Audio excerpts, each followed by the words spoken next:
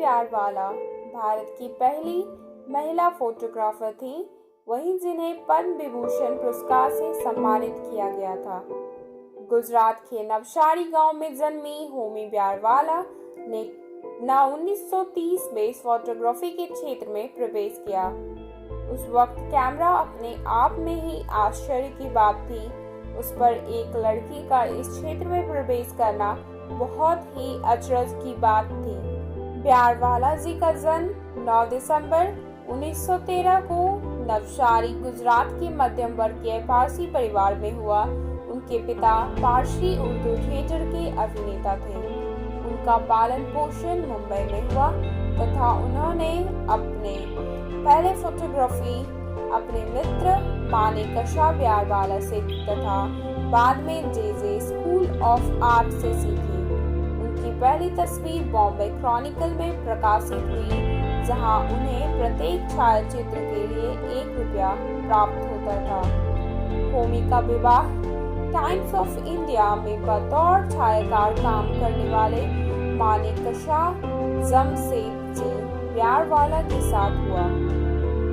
इसके बाद वो अपने पति के साथ दिल्ली आ गईं और ब्रिटिश सूचना सेवा के कर्मचारी के रूप में स्वतंत्रता आंदोलन के दौरान चित्र लेने का काम शुरू कर दिया। इसके उपरांत उन्होंने illustrated weekly off India magazine के लिए कार्य करना शुरू कर दिया। इस दौरान उनके कई श्वेत श्याम छायाचित्र चर्चित हुए। उनके कई photograph time life, the black star तथा कई अन्य अंतर्राष्ट्रीय प्रकाशनों में फोटो कहानियों के रूप में प्रकाशित हुए।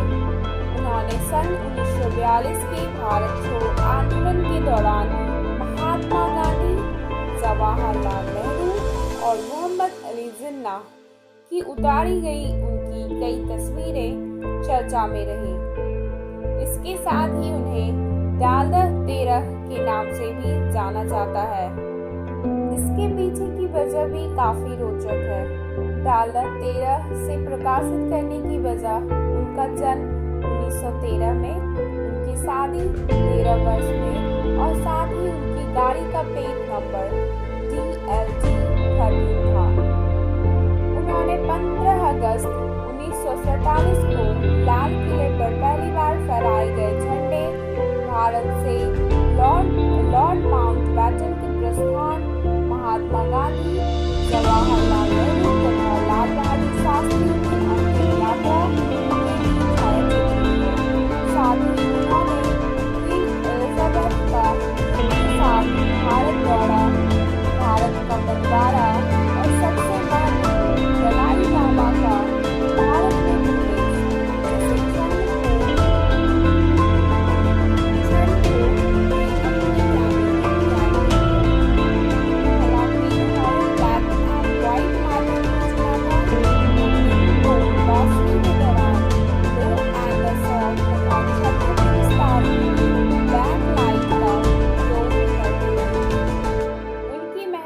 फल उन्हें 2010 और 2011 में मिला, जब उन्होंने India's first national photo award for life time achievement और पद्म विभूषण से सम्मानित किया गया।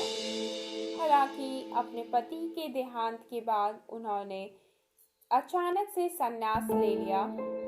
संन्यास लेने की वजह नई पीढ़ी के बुरे बर्ताव थे। फिर वे अकेले रहने लगी और 15 जनवरी 2012 में पहली उन्होंने आखिरी सांस ली।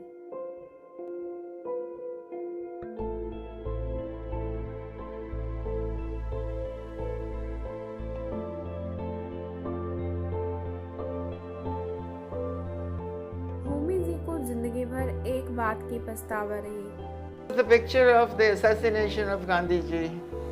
Usually, his prayer meetings were held in very dark, so this atmosphere after sunset. And I wanted to take my 16mm color movies on that day, of his prayer meetings. So did you also shoot on film? I was wanting to shoot a 16mm color film of Gandhiji's prayer meeting, because I was doing a lot of movie work also, and I also wanted to have still photographs of him. But still photographs I had already taken before, so it didn't matter much. Now I took permission from the office director. I said I am going to. No, what happened was on that particular day he was going to hold the meeting at 5 o'clock in the evening, where it was quite nice, light for the color movie. So I took permission, took my equipment and started moving out of the office. I had hardly gone a furlong when my husband sent the peon after me and he says, "Come back." I thought there was some work to do. When I went there, he said, "Listen, we'll go together tomorrow. I will take the still, you take the movies, and that way we'll be able to cover more and better." Now he was my boss, and after he was my guru, so I couldn't refuse him. I said, "All right, we'll go tomorrow," because Gandhiji was going to continue holding the meetings early. But 1 hour after all this thing had happened, I was in the office. We went home rather. My husband went downstairs and he heard about Gandhiji's assassination. And it was very surprising thing that usually for all the Gandhi functions, there would always be a Government of India photographer taking pictures. Taking pictures or not taking pictures, but everybody. On that day, there was not a single Indian or foreign photographer there on the spot. So nobody got the picture.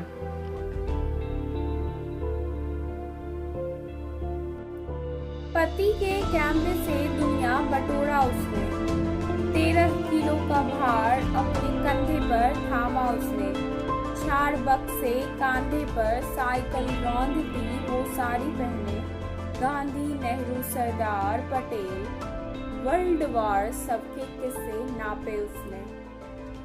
तुम यहाँ भी आ गई? नेहरू ने पूछा। जुनून, जज्बा, साहस, मजबूती सब उसके पहचान में। जीना है तो शान से जियो है उसका मंत्र। फर्स्ट लेडी ऑफ लेंस है आज वो शान से।